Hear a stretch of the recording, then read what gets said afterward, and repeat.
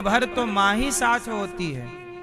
जिम्मेदारी पिता की भी है। हम ये बिल्कुल नहीं कह रहे हैं कि बाप की कोई जिम्मेदारी नहीं, ये बिल्कुल हम नहीं कहना चाहते, पर पूरी जिम्मेदारी अधिकाधिक माँ की है। इसलिए मैया आप कुम्हार हो। जैसे कुम्हार घड़ा बनाता है, मिट्टी से चाहे घड़ा बनाए और मिट्टी से चाहे चिलम बनाए, माता वो कुम्हार है जो बच्चों को चिलम बनाकर जलने और जलाने के लिए तैयार कर दे, या घड़ा बनाकर ठंडा रहने और ठंडा रखने के लिए तैयार कर दे। आप माँ हो। माँ कौन है? माता ब्रह्मा होती है। माँ कौन है? ब्रह्मा, जो निर्माण करती है।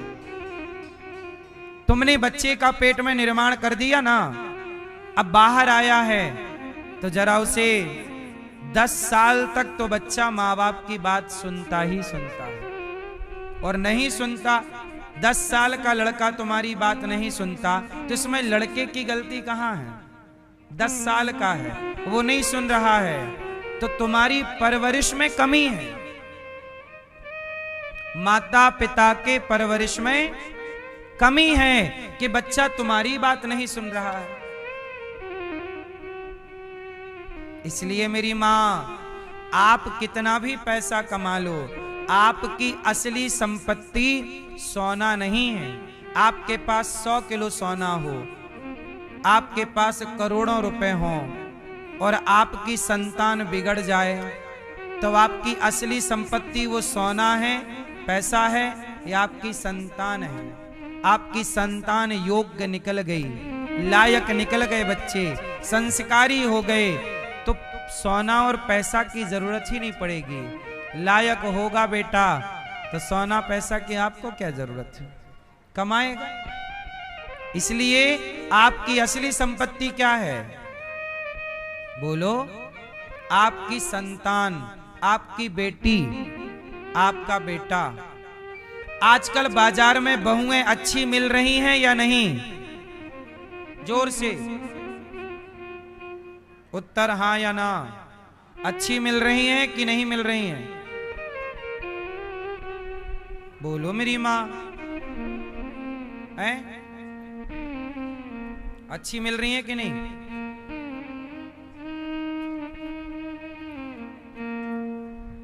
आजकल बहुओं को लेके चिंताएं रहती हैं कि नहीं, कि बेटे को अच्छी मिलेगी कि कैसी मिलेगी, कैसी आएगी, घर चलाएगी कि नहीं चलाएगी। चिंता तो रहती ही है, हाँ या ना? जोर से। अच्छा, बहुएं बिगड़ रही हैं, मैंने सुना है, ये बात सही है कि गलत है? उत्तर उत्तर मेरी मां। अच्छा ये बताओ, बहू बिगड़ी तो इसमें बहू की गलती है कि उस लड़की के माता पिता की? किसकी गलती है? लड़की बिगड़ गई तो गलती किसकी है? लड़की की या उसकी मां और बाप की? लड़की बिगड़ती है तो गलती उसकी मां की होती है, और लड़का बिगड़ता है तो गलती उसके बाप की होती है। सही है? मां सही होगी तो बेटी सही होगी। बेटी बिगड़ी है तो निश्चित देख लीजिएगा गहराई में झांक के, उसकी मां भी बिगड़ी है।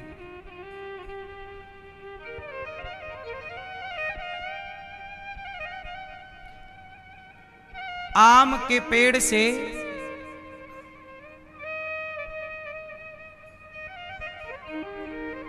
बबूल तो नहीं हो सकता ना मेरी मां, कांटा तो नहीं निकल सकता।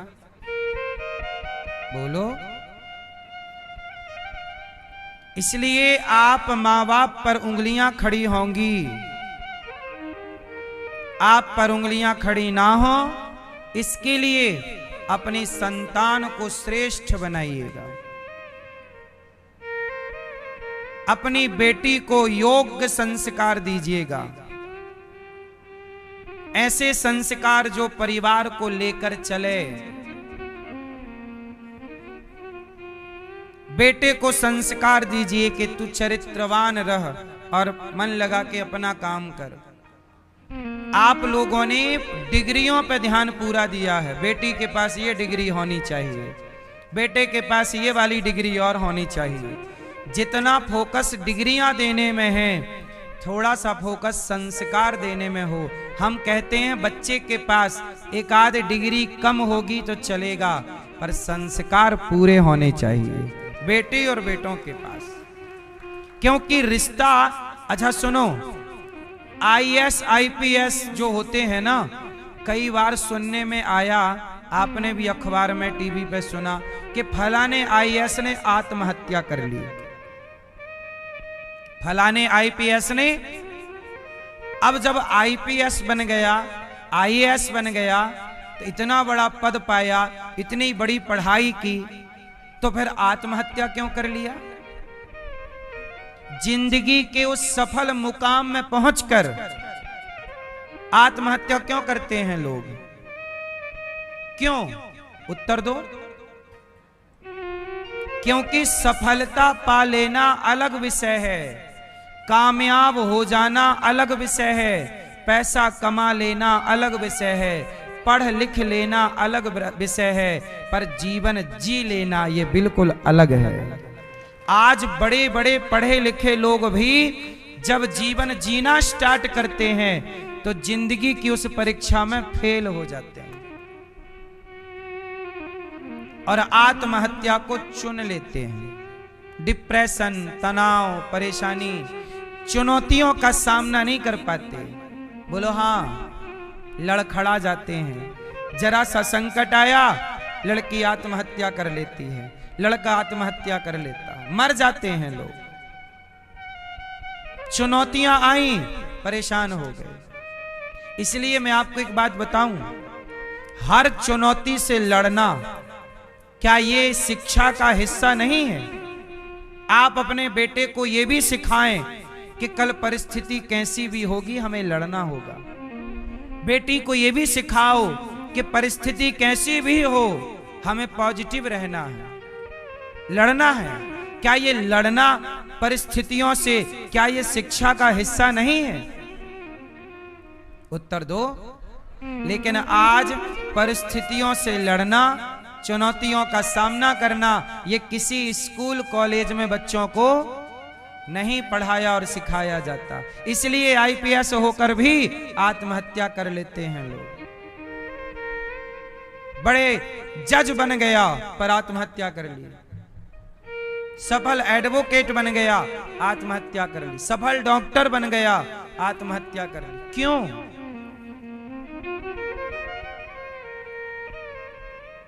डिग्रियों की होड़ में तो पास हो गए, पर रियल जिंदगी में फेल हो गए। इसलिए बच्चों को मजबूत कीजिएगा। धन्य है जनक जी, सीता जी को जंगल में रह के लकड़ी काटना भी आता है। घास के महलों, सोने के महलों में रहने वाली सीता को घास की झोपड़ी में रहना आता है। सीता का जीवन क्या है? हर नारी का आदर्श है माता जानकी। आपकी बेटी सीता के बारे में जानती नहीं, सीता के बारे में स्टडी नहीं करती, सीता नहीं बनना चाहती आजकल बेटी। सूप नखा के रास्ते पे चलोगे तो भला कैसे होगा?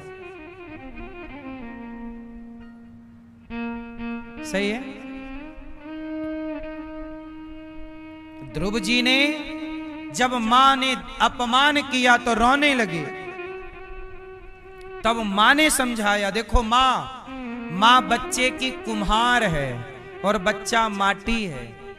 अब मां बच्चे का निर्माण कर रही है विचारों से। मां कहती है, पुत्र ध्रुव तू रोता क्यों है?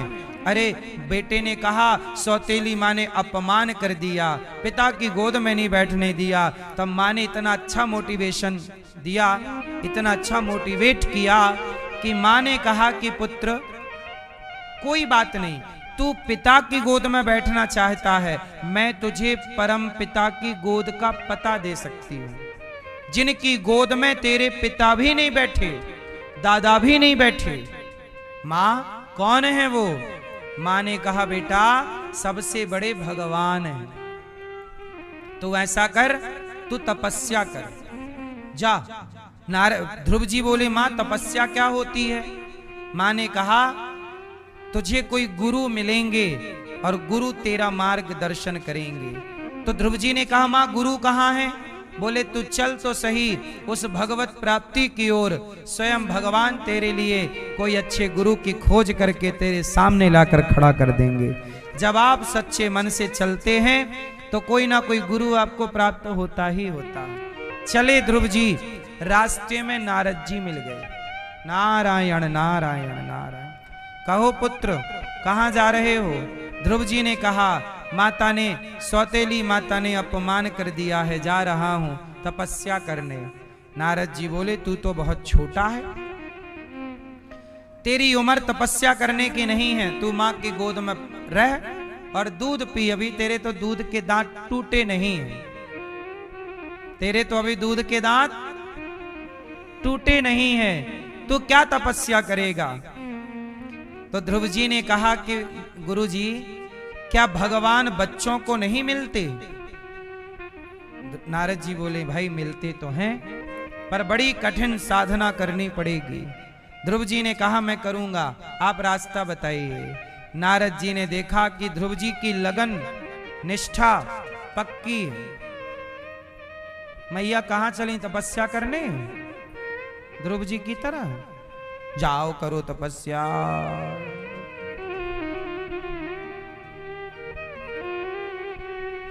अब ध्रुव जी चले, नारद जी ने देखा कि निष्ठा बड़ी पक्की है। ध्रुव जी को नारद जी ने मंत्र दे दिया। कौन सा मंत्र दिया? ओम नमो भगवते वासुदेवाय। ओम नमो भगवते वासुदेवाय। नारद जी ने इस मंत्र को जब दिया, ध्रुव जी ने इस मंत्र का बड़ी श्रद्धा से जप किया। आजकल लोग मंत्र जपते कैसे हैं? श्रद्धा नहीं होती, पहला। अपने मंत्र पे भरोसा नहीं करते, दूसरा। अब जैसे किसी को मंत्र दो तो वो क्या बोलता है, गुरुजी हम वो मंत्र जपते थे, हमें वो मंत्र अच्छा लगता है, क्या हम वही जपते रहें? तो जब वही अच्छा लगता है, वही जपते हो, तो मंत्र लेने की जरूरत ही क्या है? ये बात तो ऐसी हो गई कि लड़की का हो गया किसी लड़के से ब्याह, और ब्याह के बाद लड़की बोली माँ हम तो उस लड़के के संग रहते थे, हमें वही लड़का अच्छा लगता है, भले शादी इससे हो गई, क्या हम उसी के संग रह लें?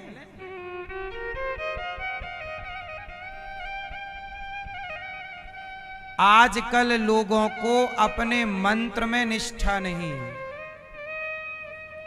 किस में निष्ठा नहीं है? बोलो।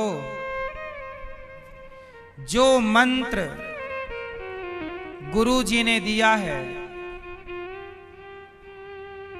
वो मंत्र बड़ी निष्ठा से जपना चाहिए। पहले तो मंत्र में निष्ठा, मंत्र में श्रद्धा। दूसरा, मंत्र जो है उसे बड़े विश्वास से जपो। ध्रुव जी ने मंत्र लिया, उस मंत्र को बड़ी निष्ठा से जपा, तो 5 महीने जपा, 6ठे महीने में तो भगवान प्रकट हो गए। क्यों? क्योंकि विश्वासो ही फलदायक। विश्वास से मंत्र जपे।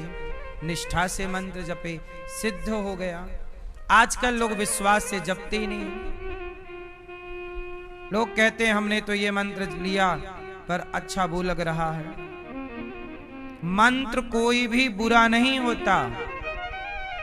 कितने मंत्र होते हैं बोलो। जैसे नदी के किनारे सैकड़ों नाव होती हैं और हर नाव पार लगाने की ताकत रखती है, ऐसे मंत्र अनेक होते हैं। जो मंत्र प्राप्त हो उस पर निष्ठा श्रद्धा से जपो, वही मंत्र भव से पार लगा देगा।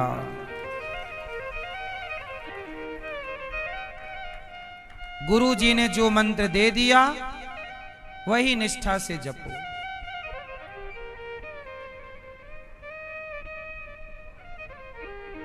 मंत्र कौन है? मंत्र ही भगवान है। मंत्र कौन है? मंत्र ही नारायण। नारायण लिखो और जो लिखा है नारायण वही नारायण। उस नाम को ही नामी समझो, वह नाम ही नारायण है। कृष्ण जहां लिखा हो वहां कृष्ण लिखे हुए को कृष्ण ही मानो। शब्द को ही परमात्मा सब, शब्द ब्रह्म। राम लिखा है तो जहां राम लिखा है मतलब वह शब्द ही वह व्यक्तित्व है, अर्थात राम है। इसलिए सनातन में भगवान से बड़ा भगवान का नाम, राम ते अधिक राम कर नामा। भगवान से बड़ा भगवान का, इसलिए नाम में निष्ठा। आप लोग गलती क्या करते हैं? जैसे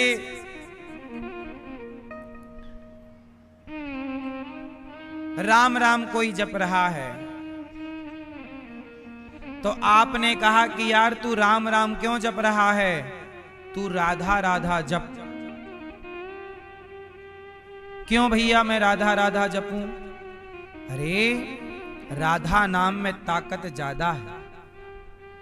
अब मुझे आप बताओ कि क्या राम नाम में ताकत कम है?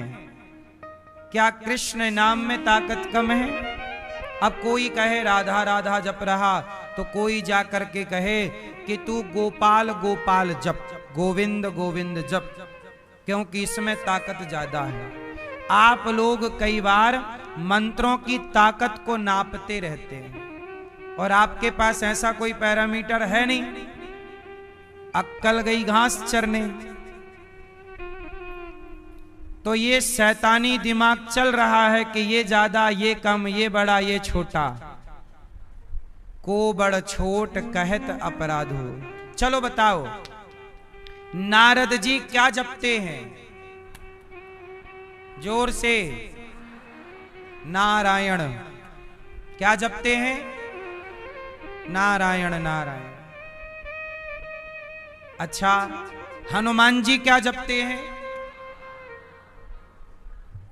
तो अब बताओ किस नाम की ताकत ज्यादा हुई? नारायण जो नारद जी जपते हैं, राम जो हनुमान जी जपते हैं, या नारद जी ने ध्रुव जी को मंत्र दिया ओम नमो भगवते वासुदेव? तो ये मंत्र, किस मंत्र की ताकत ज्यादा है? चैतन्य महाप्रभु कौन सा मंत्र जपते हैं? हरे कृष्ण कृष्ण कृष्ण हरे हरे, हरे राम राम राम हरे। अब मंत्र बहुत हो गए, अब बताओ किस मंत्र की ताकत ज्यादा है? किसी भी मंत्र की ताकत ज्यादा या कम नहीं है। आपकी श्रद्धा, आपके विश्वास की ताकत जिस मंत्र में मिल जाती है वही मंत्र सफल हो जाता है। श्रद्धा विश्वास के साथ लिया गया नाम वही बड़ा है। अब श्रद्धा नहीं, विश्वास नहीं, एक नाम को आपने कह दिया अरे ये नाम नहीं वो, इससे आपने अपराध कर दिया, नाम अपराध। एक नाम को बड़ा कह दिया और दूसरे को, जबकि एक ही परमात्मा के नाम बहुत सारे हैं। चलो सुनो, बोलो सीता, राधा, रुक्मणी, लक्ष्मी, कितने नाम हो गए? पर ये अलग अलग हैं कि एक ही है? सुनो, मैं एक नाम ऐसा बताता हूं जो सीता जी का भी नाम वो है, राधा जी का भी नाम वो है, लक्ष्मी जी का भी नाम वो है, रुक्मणी जी का भी नाम वो है। किसी भी देवी का नाम उठाना, वो नाम जरूर मिलेगा जो मैं बोलने जा रहा हूं। एक नाम ऐसा है कॉमन जो सबका है, मतलब लक्ष्मी जी का भी वो नाम है। जानते हो कौन सा? नहीं? सुनो, पार्वती जी का भी नाम वो है, और वो नाम है गौरी। कौन सा नाम? पार्वती जी का नाम गौरी है, और सीता जी का नाम भी गौरी है। जब और राधा जी का नाम भी गौरी है, और लक्ष्मी जी का नाम भी। जब आप सबके नाम के 100 नाम या 1000 नाम सहस्त्रावली पढ़ोगे तो सबके नाम में एक बार गौरी जरूर आएगा। इसलिए सबके नाम का एक नाम गौरी। और गौरी, अच्छा ये बताओ, बोलो राधा, सीता, उंगली करो ऐसे, बोलो राधा, सीता, लक्ष्मी। कितने हो गए? जोड़ो, कितना हुआ? 3 कि 1? जोर से, कितना? 1। गणित में 3 होता है, परंतु जब तत्व की दृष्टि आ जाएगी आपकी आंखों में तो 3 एक ही रहेगा। राधा भी वही, सीता भी वही, और लक्ष्मी भी वही। अज्ञान में 3 है, ज्ञान में 1 है। बोलो राम, कृष्ण, नारायण। कितने हुए? अज्ञान में 3 हो गए और ज्ञान में 1। जहां अज्ञान है वहां झगड़ा है, छोटे बड़े का। जहां ज्ञान है वहां कोई झगड़ा।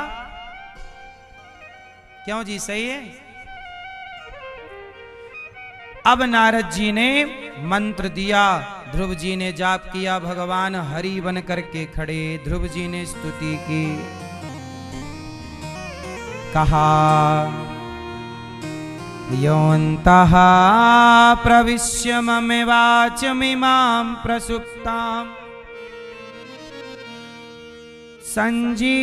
संजीवयत्यखिल शक्तिधरः स्वधाम्ना अन्यास्तहस्तचरणश्रवणत्वगादीन् प्राणान्नमो भगवते पुरुषाय तुभ्यम्। चरणों में गिर पड़े ध्रुव जी भगवान के। कहा कि पुत्र कुछ वरदान मांग लो। ध्रुव जी ने कहा, माँ ने कहा तपस्या करना, वरदान क्या मांगना, माँ ने नहीं कहा। आपसे क्या मांगूं प्रभु? 5 साल के हैं ध्रुव जी और भगवान की स्तुति कर रहे हैं। आता कुछ नहीं था, पढ़े लिखे तो थे नहीं, पर भगवान ने अपने शंख का स्पर्श गाल में करा दिया ध्रुव जी को। ध्रुव जी को ज्ञान हो गया। मूकम करोति वाचालम पंगुम लंघयते गिरिम, पूरा ज्ञान हो गया। और ध्रुव जी ने भगवान की खूब योऽन्तः प्रविश्य, हे प्रभु मेरे अंतःकरण में प्रवेश कर जाइए। योऽन्तः प्रविश्य मम वाचमिमां प्रसुप्तां, मेरी सोई बुद्धि को जगा दीजिए। भगवान ने तथास्तु कहा। कुछ मांग लो। ध्रुव जी ने कहा नहीं। भगवान ने कहा अच्छा, तुम्हारे मन में देखो, भगवान आप कुछ ना मांगो तो भी भगवान समझ लेते हैं कि मेरा भक्त चाहता क्या है। ध्रुव जी, तुम पिता की गोद में बैठना चाहते थे, पिता ने नहीं बिठाया, तुम राज्य की कामना लिए बैठे हो। ध्रुव जाओ, हम तुम्हें वचन आशीर्वाद देते हैं, तुम 36,000 वर्षों के लिए राजा बन जाओ। जाओ। चले। अच्छा बताओ, बाप भी इतना ना देता, भगवान ने इतना दिया। सच बताओ, देने वाला है कौन, पिता या भगवान? देनहार कोई और है। मैया, ओ पीली मैया, जा रही हो मेरी मां? टाटा। जाओ, जल्दी आना। देनहार कोई, बोलो, देनहार कोई और है, भेजत है दिन रैन। देने वाला कौन है? सच बताओ, कौन देता है? अच्छा ये बताओ, जो 1 लाख रुपए महीना कमा रहा है, उसका गुजारा हो रहा है कि नहीं? और जो 50,000 रुपए महीना कमा रहा है, उसका गुजारा? और जो 20,000 रुपए महीना कमा रहा है, उसका गुजारा? और जो 10,000 रुपए महीना कमा रहा है, उसका गुजारा? और जो 5,000 रुपए महीना कमा रहा है, उसका गुजारा? और जो 1 रुपए नहीं कमा रहा है, उसका? हो सबका रहा है। बोलो हाँ। तो बताओ, कौन कर रहा है? कई बार आप 1 लाख कमाते हो तो भी परेशान रहते हो। सोचो जरा कि इस दुनिया में ऐसे लोग भी हैं जो बड़ी मुश्किल से महीने का 10,000 कमा पाते हैं। क्यों भैया, ये बात सही है गलत है? बहुत ऐसे हैं जो महीने का मुश्किल से 10,000 कमा पाते हैं, उनका भी गुजारा हो रहा है। इससे ये सिद्ध हो गया कि पालनहार भगवान है। बैठो, यहीं बैठ जाओ बेटा, बैठो, यहां बैठो, कथा सुनो, बैठ जाओ। पालनहार कौन है? जोर से। पालनहार भगवान है। इसलिए आपसे कहता हूं, किसी के आश्रित ना रहो, किसी के भरोसे ना रहो। तुम्हारा पिता तुम्हें कितना देगा, तुम्हारे नेताजी तुम्हें क्या देंगे? ध्रुव जी को भगवान ने जो दिया वो कोई व्यक्ति किसी को नहीं दे सकता। वो कौन दे सकता है? इसलिए भरोसे किसके रहोगे? जोर से। मोहे तो भरोसो इन चरणन केरो, एक भरोसे एक बल, एक आस विश्वास, एक राम घनश्याम हित, चातक तुलसीदास। ध्रुव जी राजा बन गए, यज्ञ किया, जप तप किया, और अंत में उनका देखो विवाह हुआ, गृहस्थ में रहे, भगवान का चिंतन किया। उनके भाई को यक्षों ने मारा, ध्रुव जी ने मारा, समझाया मनु जी ने, सब ठीक हुआ। कुबेर जी ने भक्ति का वरदान दिया। अंत में ध्रुव जी मृत्यु के सिर पर पांव रख के भगवान के धाम चले गए। किसके धाम चले गए मैया? भगवान के धाम चले गए। और ध्रुव जी के वंश में आगे चल करके अंग हुए, फिर वैन हुए, बाद में भगवान पृथु हुए, जिन्होंने पृथ्वी को समतल किया। 10,000 कान मांगे, 10,000 कान मांगे, न कामये नाथ तदप्यहम क्वचिन, न यत्र युष्मा चरणाम्बुजासवः।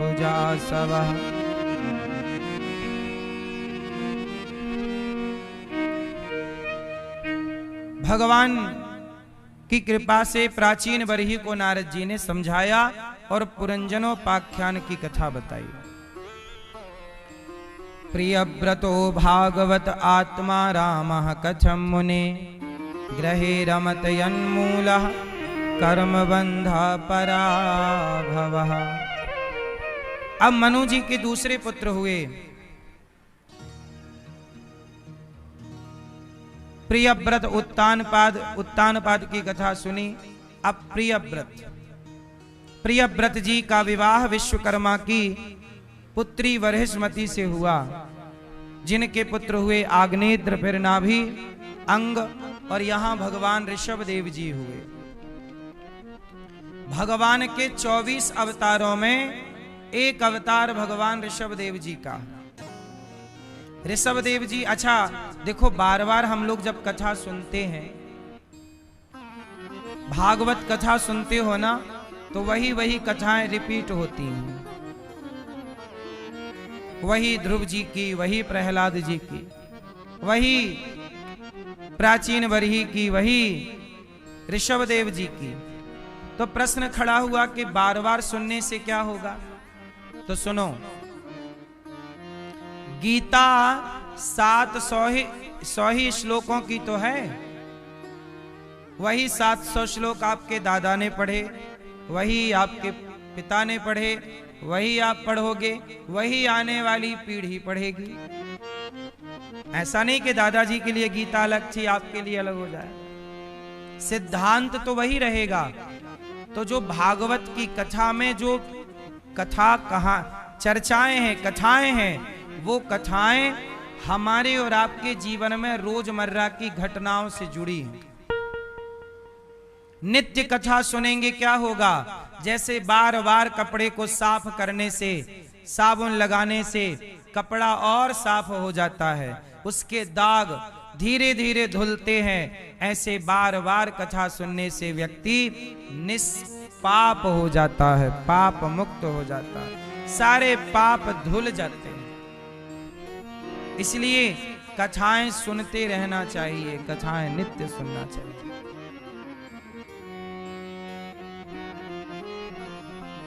भगवान ऋषभ देव जी अपने पुत्रों को कह रहे, नायम देहो देह भाजाम्रलोके कष्टान कामान नरहते विडभुजाम ये तपो दिव्यम पुत्रिकायेन सत्वम शुद्ध्यैद्यस्मात् ब्रह्म सौख्यम त्वनन्तम। नायम देहो देह भाजाम नरलोके कष्टान कामान न रहते विडभुजाम ये। आज ऋषभ देव जी ने अपने पुत्रों को बताया, देखो आप लोग भी अपने बच्चों को बिठा करके, आप ना बोल पाओ तो कथा में लाया करो। आप लोग सबसे बड़ी गलती क्या करते हैं कि ना तो आप अपने बच्चों को कोई ज्ञान की बातें समझाते हैं, ना तो आप समझाते, ना तो आप सत्संग से जोड़ते। तो बच्चों के अंदर दोस्तों की केवल नेगेटिविटी नकारात्मकता तो घुसती है, पर सकारात्मकता जाती नहीं, पॉजिटिविटी जाती नहीं। इसलिए बच्चे बिगड़ जाते हैं। इसलिए बच्चों को पिता का ज्ञान, अच्छी बातें बोलते रहो बच्चों, बेटा ये धर्म है, ये देखो राम के बारे में, कृष्ण के बारे में आप बताते रहो, हरिश्चंद्र के बारे में समझाते रहो। जब आप नहीं समझाओगे तो वो जानता नहीं कि हरिश्चंद्र कौन है, श्रवण कुमार कौन है। क्यों? ए भैया आप बताओ, श्रवण कुमार कौन है? आप बताओ, सिर्फ आप हैं? कैसे सेवा की थी? हाँ, तो आपको क्या प्रेरणा मिली उससे? ठीक है, ये सारी श्रवण कुमार की कथा अपने बेटे को आप लोग बताओ, तब उसके अंदर माँ बाप की सेवा के संस्कार जगेंगे। अच्छा एक बात बताओ, आपके घर में चने रखे हैं, चने, चना समझते हो? चने रखे हैं आपके घर में डिब्बा में या बोरे में, तो क्या धरे धरे अंकुरित हो जाएंगे? बोलो, चने अंकुरित कब होंगे? कब होंगे? कब होंगे? जब उन्हें पानी का संग प्राप्त होगा, माटी का संग मिलेगा, तो माटी और पानी मिलेगी तो पौधा तैयार हो जाएगा। बोलो हाँ। अकेला चना धरा रहे, वो पानी और माटी ना मिले तो वो कभी अंकुरित, जबकि चने के दाने में अंकुर होने की ताकत, बोलो, है, पर होगा कब? जब उसे पानी मिलेगा। ऐसे ही आपके बच्चों के अंदर संस्कार हैं, संस्कार का बीज है, पर वो बीज अंकुरित तब होगा जब सत्संग का जल प्राप्त होगा, माहौल प्राप्त होगा, तब ना वो संस्कार का बीज पनपेगा, अंकुरित होगा। इसलिए आपको चाहिए कि अपने बच्चों को थोड़ी ही सही सत्संग जरूर सुनाना चाहिए। आप लोग कथाएं नहीं सुनाते बच्चों को, ना तो आप खुद समझाते, ना तो आप ज्ञान देते बच्चों को, ना बिठाते अपने पास के बैठो बेटा आज हम तुम्हें गीता सुनाएंगे। आप थोड़ा बच्चों को कहा करो कि बेटा जरा एक पेज जरा आज तुम हमें गीता पढ़कर सुनाओ। इसी बहाने बेटा आपको सुनाएगा तो गीता पढ़ेगा। चलो बेटा एक पेज जरा रामायण सुनाओ। इसी बहाने आपको सुनाने के बहाने वो, आपने कब कहा कि तुम गीता सुनाओ? कब कहा? तुम्हें ना सुनने का टाइम ना बेटे को सुनाने का टाइम। वो भी मोबाइल चला रहा, तुम भी मोबाइल चला रहे, और बाद में तुम रो रहे बेटा सुनता नहीं। तो तुमने सुनने लायक कोई संस्कार दिए हैं कि है? अरे किसान भी खेत में बीज बोता है तो बुवाई करके भूल नहीं जाता। समय समय पे किसान खेत में जाकर निदाई करता है, गुड़ाई करता है, खाद देता है, पानी देता है, पौधे के अगल बगल माटी इकट्ठी करता है। बोलो हाँ। अगल बगल के कचरे को हटाता है। यदि ना करे तो फसल होगी? बिना कार्य किए फसल नहीं होती साहब। तो बिना मेहनत किए, कार्य अच्छे संस्कार दिए, बच्चों की अच्छी फसल कैसे तैयार होगी? अच्छी फसल चाहते हो, अच्छे संस्कार चाहते हो, तो समय समय पर, जैसे किसान खेत में पानी का समय तो पानी देगा, जरूरत पड़ी तो दवाई डालेगा, गुड़ाई, गुड़ाई समझते हो? माटी खोद के अगल बगल की पेड़ की जड़ों को डालता है, मतलब मिट्टी चढ़ाता है पेड़ पर, उसे गुड़ाई कहते हैं। कचरे वचरे हटाता रहता है। अब ये सब आप नहीं करते, बच्चों को संस्कार बिल्कुल नहीं देते, और बाद में रोते प्रॉपर हो। शादी हो गई, बच्चा भाग गया, पत्नी के साथ अलग रहता है, अब तुम्हें पूछता नहीं।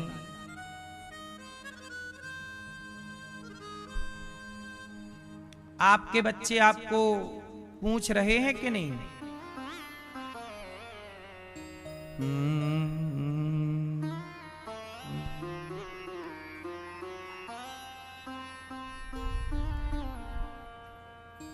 पूछ रहे हैं?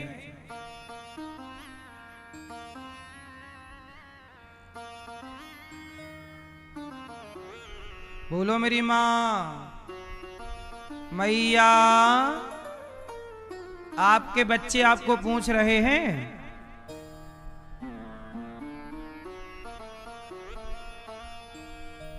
अच्छा है, पूछते रहें। कलयुग है, यहां माँ बाप की पूछ कम है। किसकी पूछ ज्यादा है? मैया किसकी? समझ गई मैया, बता नहीं रही हैं।